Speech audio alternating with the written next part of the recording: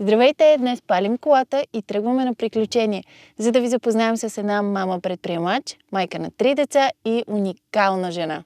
Тя се казва Кейси Ангелова, родена е в голямата ябълка в Ню-Йорк, но се мести в столицата на черешите Кюстендил. Там развива гастрономически и кулинарни проекти, свързани с трюфели, черешова ракия и какво ли още не, така че идвайте с нас. Тръгваме!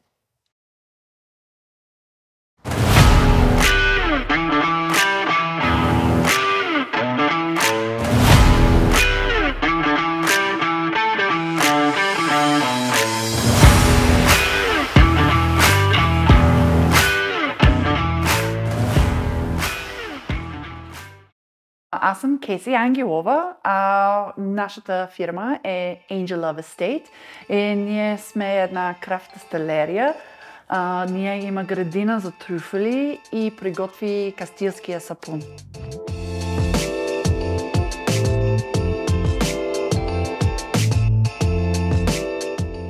Аз съм от Нью-Йорк, аз съм родена в Бруклин и там семейството ми е там, още те са там и да, аз съм американка. Моят живот в България започна на 1999, когато аз познавам моя съпруг. Той е българин, Ангел Ангелов се казва. И там първо път аз чувах нещо от България. По принцип, преди това не мога да намирам България на една карта. Но моят съпруг и аз заедно 23 години, но заедно 24 години, но ние сме официално за 23 години. И ние живеехме в Нью-Йорк заедно за няколко години, преди ние реши да премествам до България на 2006.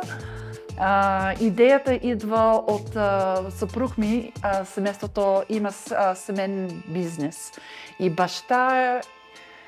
баща попита за него, аз имам много работа, има нужда за помощ, интересуваш ли да премествам до България да помага. И на тази момент нашата живот беше там, моят съпруг работи, аз работи, има 2 малки деца и ние реши, това е хубаво приключение. Децата беше 3 години и половина, защо не? Премествам до България, защото ние харесваме идеята да живея в малкия град, за децата да порасна, когато ние порасна, да карам колело на улица, да има възможност да ходи на пеша до училище. Не, в Нью-Йорк няма възможност за тази реалност, защото това не е удобно за децата да ходи сама до училище и това беше нашата мечта за семейството, да има тази възможност за децата да живеят като това. Нашата идея за бизнес идва преди 10 години, защото аз започна с моята блог и аз започна да бъде занимава с храна и земеделие и прогрес беше натурално да бъде фермери по принцип те са сама бизнес без шеф. И съпруг и аз реши да започна тези бизнеси заедно. За момент ние занимава с много различни неща, но по принцип всичките работи заедно. Има земеделски бизнес, има лешникова градина с трюфели, има краве за телешко месо и има плодове, череши за ракия. И нашата сапун започна за биоземеделие, защото аз приготвих тази сапун. И всичките са различни, но темата е заедно. За мен от Щатите до България менталитет е какво е по-трудно, защото нашата идея за бизнес, трюфели, има преди много години има спержи, черешева ракия, сапун. хората мислят, какво са тази идея? Това не е работа, това не е истинско, няма шанс да им успех на тази пътека. И тази менталитет е трудно, защото има желание, трябва да бъде позитивно, но назад много негативни опит от всичките.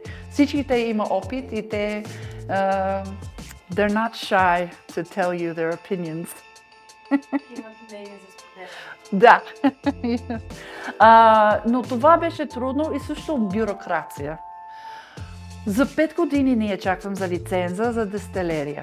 Идеята беше от концепт, от идеята, от началото до първата глътка за ракия от нашата нещо като 10 години.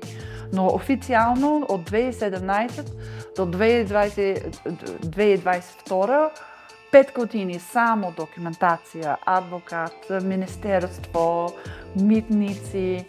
Беше много трудно, много документация, много работа и с моята голяма сърце аз не мога да прави тази работа, защото моята български не е толкова хубав и моят съпруг занимава с всичките документални неща за дестилерия. Но да, ето хубаво партньорство. За момент всичките продукти е свободен на нашата вебсайт angellove.eu angellove.eu в накрая една дума. Нашата ракия е в много различни ресторанти и магазини в София, Варна, Пловдив и Велико Търново. Може, когато те продават качествено бутиково вино, може да намира нас там. Всичките може да купувам директно онлайн от нашата магазина. И много често аз съм в фермерски пазар. В София аз ходим много често за римска страна.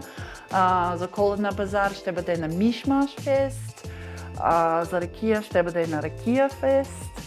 И след това, когато намира нас, може да идва директно с Кюстендил, да търси за труфели с нас през зима.